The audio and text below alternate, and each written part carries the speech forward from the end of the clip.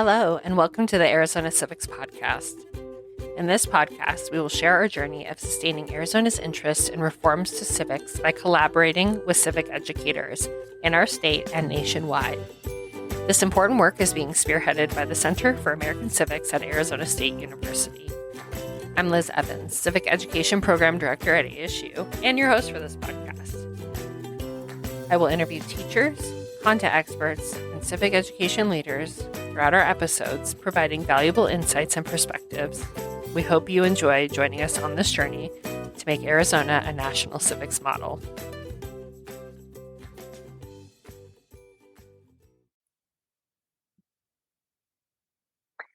Welcome, everybody, back to the Rebuilding Arizona Civics podcast. I am really excited today to talk to one of our EAD task force members, Erika Tornberg.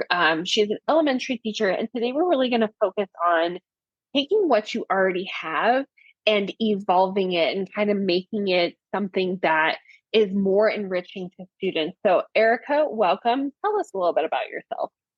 I am from Tucson, Arizona. I have been teaching, I want to say this is my 16th year. So I taught 8 years in fifth grade. And one of my favorite things to do was social studies. And so I always try to find a way to incorporate social studies into everything we did. And then I moved districts and I moved grades. So now I'm teaching sixth grade social studies, ELA. We're still in an elementary school setting, but we have 3 teachers and we have the kids rotate between us. So we're all the whole district is differentiated for the sixth grade. And so we have a teacher who does science, we have a teacher who does math, and then I do world history, social studies. And so it's one of my favorite topics. I always wanted to do social studies. When I went back to school, I was like, I'm going to be a social studies teacher. And everybody's like, we don't need social studies teachers. We need math teachers. We need science teachers. And so I got really fortunate when I moved to Flowing Wells that they were looking for a world history social studies teacher, but who also teaches ELA. So it was just like the perfect kind of fit for me, especially with the older kids. I like teaching the older kids. I love that you do social studies and ELA because they're such complementary subjects. And again, it's a good way. I feel like elementary school teachers, in the confines of their day are asked to do so much. And so there are just things that go by the wayside because it is what it is. But you're able to kind of take both of those subjects and marry them really nicely together. And I love that that's how elementary works in Flowing Wells. I think that's such a cool way to do it. So you had a lesson on the Code of Hammurabi. Can you tell us a little bit about the lesson before you interwove any of the EAD stuff in it? So the previous lesson was we read, I would say, a page and a half out of the social studies book about who Hammurabi was and the code itself. And it talked about why he made the code and where he got the laws from, basically focusing on that aspect of the strong shall not oppress the weak. And part of that was an extension lesson that was part of the curriculum map that the district had made, was to take certain codes, about 2 or 3, maybe, I want to say about a few, and we had to compare them to school rules. And so you were supposed to have this big discussion. Let's break down each code because it's that reading aspect. It was really hard to understand what they're asking, what they're saying, what the punishment was if you committed this crime. So we broke it down. And then for like 20 minutes at the end of the lesson, you would say, okay, what school rule does this remind you of? And how is it the same? And how is it different? And every time we did that, the kids would always go, it's different because the principal doesn't kill you at the end, And so we're like, okay, that's great. Yeah, let's dig a little deeper. How is it different? And so I had taken that lesson. And once we got the new curriculum, I kept it. I kept that lesson as part of that new curriculum because I thought it was important to dig into the Code of Hammurabi because so many of our laws, even today, are based on that concept of, if you do this, then this is what happens. The strong shall not oppress the weak. And that whole philosophy that he had created.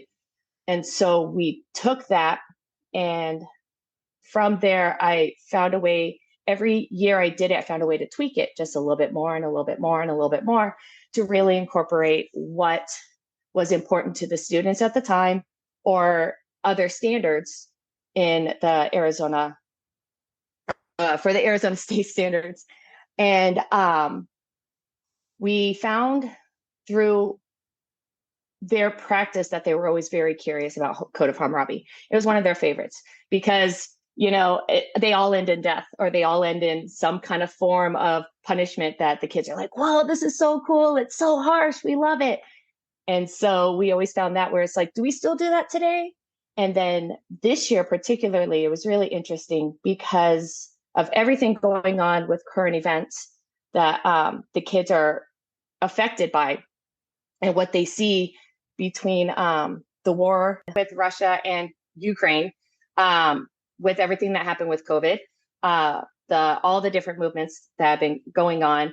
The kids have found that they don't really have a way to express themselves and really explore these kind of concepts. And so when we were talking about the Code of Hammurabi this year, some of the discussions really were centered on that punishment aspect and how the punishments have gotten so much harsher, especially with Black Lives Matter and the videos that come out against the police force, and what what they're recorded.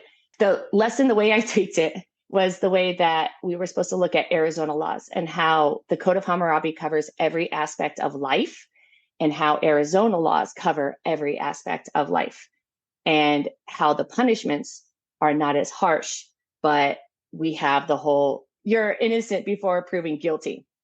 And so this year, which was kind of interesting, the students had actually asked, well, can they go before King Hammurabi and can they say, hey, I'm innocent and I will not accept this punishment? And I said, yeah, they probably could, but most likely he wasn't going to listen because it was all written out this way.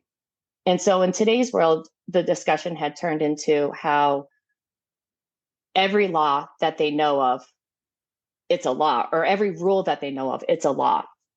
Everything that they're born and raised into, it's a law. So some of the things that they started with was, well, can you cross the street when you want? You don't have to use a crosswalk. Can we just cross the street? And I said, well, that's a very interesting point. Can you just cross the street? And somebody's like, no, it's called jaywalking. And I said, well, is jaywalking a law? And they're like, I think so. And so then the conversation started to turn into that. It turned into safety, and then different things that their parents do or have gone through, different like traffic tickets. My mom got a traffic ticket. She had to go to traffic school. Well, was that a law? What part of the law is that? And then marriage and taxes. Taxes they found very, very interesting.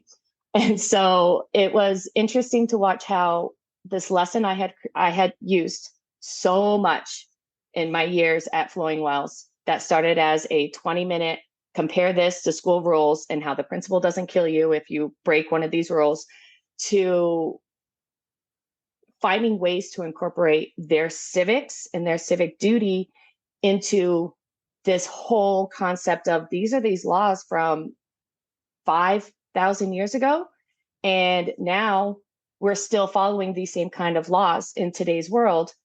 Yes, we all don't get executed for jaywalking across the street, but there are the same kind of punishments that go along with these same kind of laws that people do follow. And so one of my students, he's very bright and very inquisitive. And he was like, well, what if I say I don't like this punishment? What if I say that this is not the punishment for me? And I go to court. And I said, well, what would happen?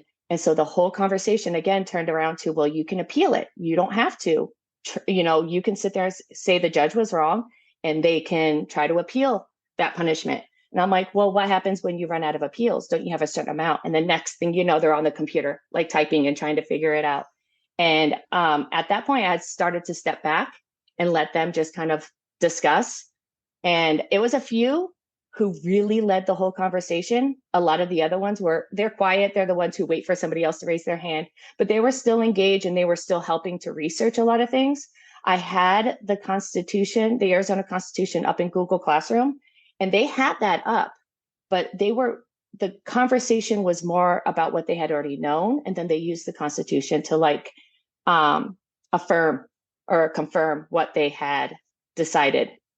And so it was really interesting to watch how they took this lesson that I've done so much since working in sixth grade and how they turned it into something that meant something to them. Because as they were walking out the door, I still heard little peaks of conversation as they were still discussing go into their next class. And so it was one of those bright spots in my day that I was like, this was good. I didn't really even have to do much. They controlled the whole conversation. And so I found that just adding little things here and there through my curriculum engages them because they want to know more about it. Well, and I love that you talk about the relevance to them and, making Hammurabi's code relevant to sixth graders might sound kind of hard. You did it in a way that really made their inquiry blossom, right? You, instead of just, here's Hammurabi's code, okay, now we're going to move on to the next thing, they really got to dig in it. And like you said, you get to the point where you can just, as the educator, step back and you're still facilitating the conversation and making sure, like you said, you gave them an Arizona Constitution. There is a, credible source for them. How did the work with EAD kind of help you get to this place? So when I signed up for the task force, I wasn't 100% sure. I was like, I'm going to try it. And I didn't think I would get picked for it. So it was because I teach sixth grade world history. And I thought to myself, I'm like, you can't add American Constitution into world history. You can't really add civics. And when you look at the state standards, there's only 3 state standards for sixth grade for civics. And it's about their citizenship and it's about their participation. And it's about how people in ancient civilizations had civics. And so I focused on that one where I was like, all right, in this ancient civilization, how did they have their own rights? How did they have their own laws? How did they support their own government? And then I would always compare it to today. And so that's the way I saw it to be. And through this task force, I was very skeptical. I was like, there's no way I'm going to be able to take anything from this. I'm about ready to email you and say, I don't think this is for me. But the more I listened and the more I read the roadmap, I actually read the whole roadmap. And I was like, I think I can do this. And if anything, if I can't use it in mine, I can definitely help my 5th grade teachers and my 4th grade teachers and all the way down to kindergarten where we don't have a steady social studies curriculum. I can help you guys create some lessons on civics. So that was my primary goal until I realized all these lessons that I have some aspects of civics in there. And I didn't even realize it.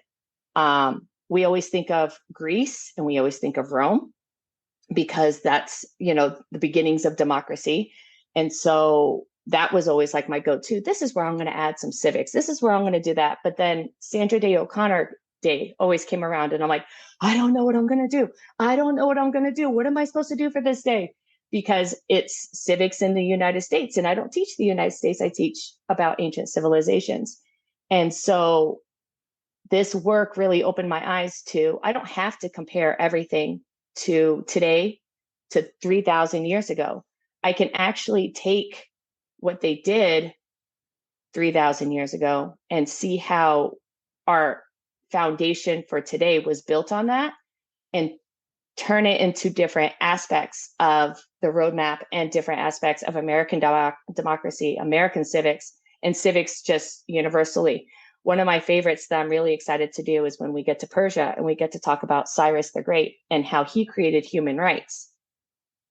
And so taking that concept of human rights, I don't have to compare it to today. I can say, let's look at the foundation of what he created and how over generation after generation after generation, civilization, centuries, look at where it is today. And let's look at the pros and let's look at these cons that we don't all have these human rights. And that was very eye-opening for me. Just little tweaks. One of the first things I did this year was we did cave art and how we talked about their cave art from, I'm going to say it wrong and I apologize, Chattahoochee was about their daily lives and how they would put up animals and hunting and different things. And the kids talked about, what do you think they're trying to communicate? Because that's what they were doing, was communicating. And so I turned that around to, it was a half day. And I turned that around to, here's a piece of construction paper. Here's some crayons. I want you to draw your daily life in cave art form. And then once they did that for like 30 minutes. And then I had them flip it around and said, okay, now on the back, I want you to think about what this means to somebody else who lives in a different country.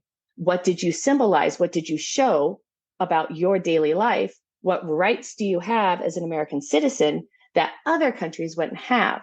And it was something that I thought of on the fly. I thought of, because the kids had finished super early. So I was like, oops, now I have 15 minutes. What am I supposed to do?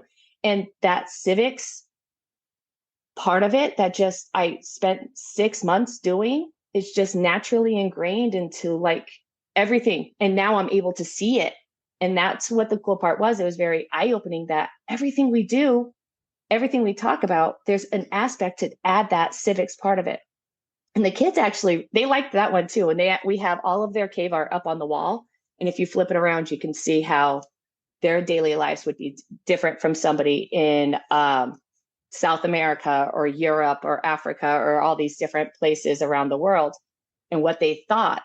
And so that was a kind of a fun activity, because it also built that foundation for other things when we start to go, because this is what you originally think. Now I can change that to what it actually is. And then you can compare that as well and build upon that. Civics belongs everywhere. And what that just showed me is that in world history, the place of civics in world history is learning about these cultures, because it builds empathy. And one of the biggest things about being a citizen of your town or your state or your country or the world is empathy, right? Is having that understanding that we all come from different places.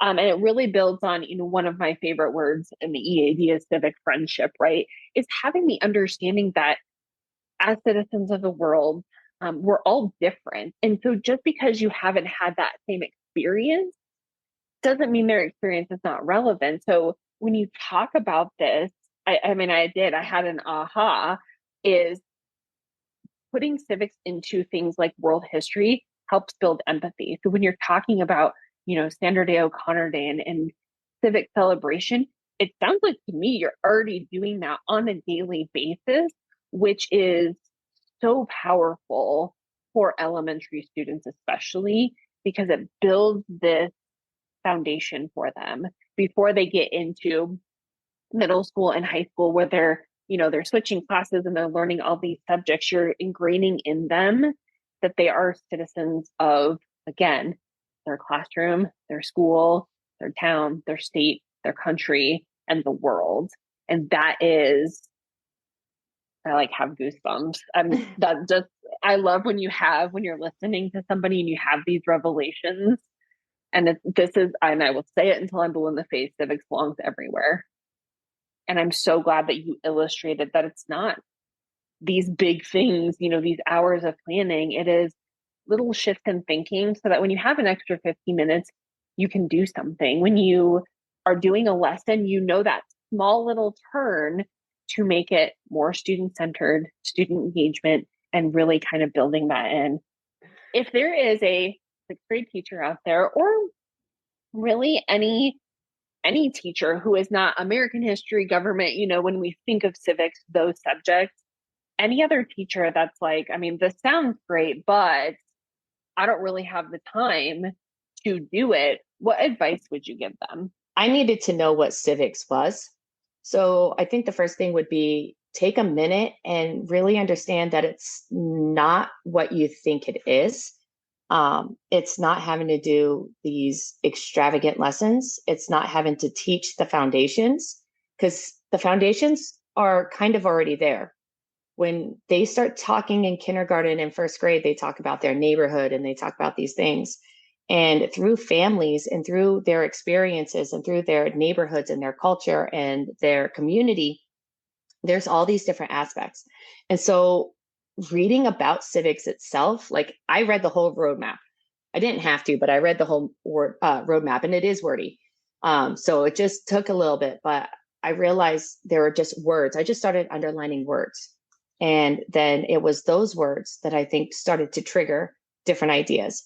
All teachers have it where we have 15 minutes and we're like, I can't move on to the next thing, or we have an assembly in 5 minutes, or I have to, we're going to lunch, or it's the end of the day.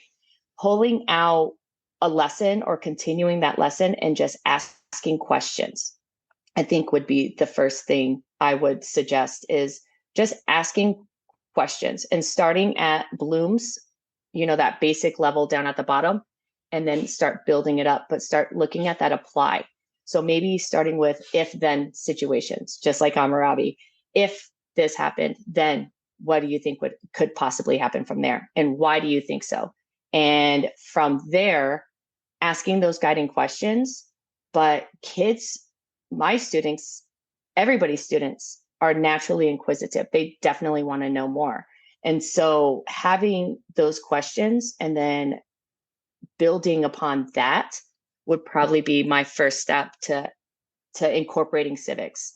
But knowing what civics is definitely the first hardest thing. I did not realize that it's in everything. I did not realize that it was going to be so easy to just spend those 5 minutes and start asking extension questions on what we're talking about. So right now we just finished Bad Beginnings, the series of unfortunate events, the very first novel. And we would have 5 extra minutes and we would ask, they would have a situation where Klaus is in the library of Justice Strauss and he's looking up nuptial law. And so that was one of the questions too, where we had 5 extra minutes. And I'm like, well, what do you think is in that nuptial law book? What do you think he's looking for? What do you think would happen if this happened or this happened or this happened? And then the kids started having those discussions. And then they started asking, well, what if this happened? And what if this happened? I'm like, those are really good questions. Having a parking lot or a place where they can post those questions is always really good too, because then you're like, you know what? We did run out of time, but we can always continue this discussion later. And then right now we're reading Esperanza Rising. And so they're actually, which is really interesting, we're right at the beginning. They're finding those connections between Violet and Klaus and having to be abandoned by their family, same as Esperanza, who's having to leave her country behind to come to a new country. And they're looking at the comparisons. So they're starting to pull those questions. And they're like, well, what about this? And how does that apply over here? And so those kind of things, it's just naturally inquisitive of them to want to know the answers. And again, I love that you're reading, a novel, but you're still tying, there's those little pieces where you can capture them and get them in. And, I've read the roadmap many times. But that's one of the reasons too, we made the podcast, is to make it a little bit more digestible. Cause I remember the first time I read it, I was like, wow, there's a lot of information.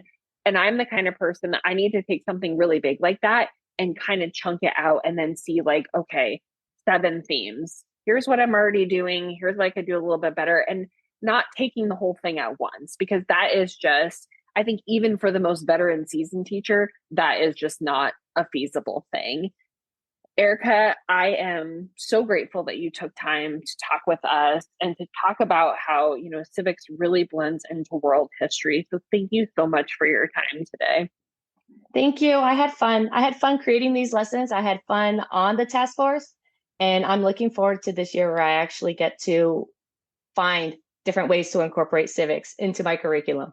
So I'm excited. So thank you.